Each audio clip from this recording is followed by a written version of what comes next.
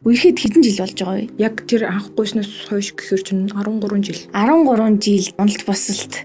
За тэгэл одоо ойлголцохгүй ингээл хосуудын дунд чинь маш олон зүйлсүүд идэг шүү дээ. Манай хоёрын хувьд юу ямар исэн? Гайгүй байсан дөө нөгөө нэг суурин найз гэдэг хундамтай болохоор баргийн зүйл цохиж орж ирдгүү юм шиг санагдсан шүү дээ. Миний хувьд болохоор зөндөө олон юм сонсч байсан.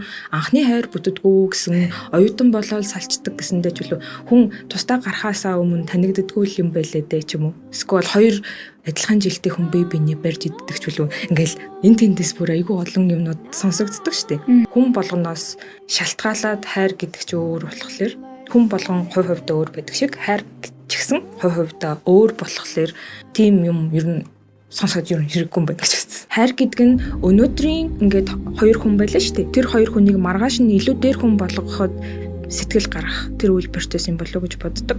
Хоёр хүн хамтдаа суралцаад хамтдаа тэр зүйлийг давж туулах тэр процесс ер нь суралцах гэдэг зүйлтэй маш холбоотой юм шиг надад санагдсан. Хоёр хүн хамтын зорилготой байлаа шүү дээ. Тэр зорилготой хүрэхин тулд хамт одоо мэдрэмжийг мэдрээд хамт зорилготой хүрэхин тулд тэр замд нөгөө юмнууд сурж байгаа шүү дээ. Тэгсэн чинь нэг нь болохоор тэрэндээ ингээд баг сэтгэл гаргаад суралцахгүй наа чинь ингээд тийм чухал биш шүү дээ гэд орхих ч юм уу. Нэг нь тэгсэн чинь илүү ингээд сэтгэл гаргаад ах ч юм уу. Тэр үеэс нөгөө үйл ойлголцол гарч эхэлдэг юм шиг санагдав.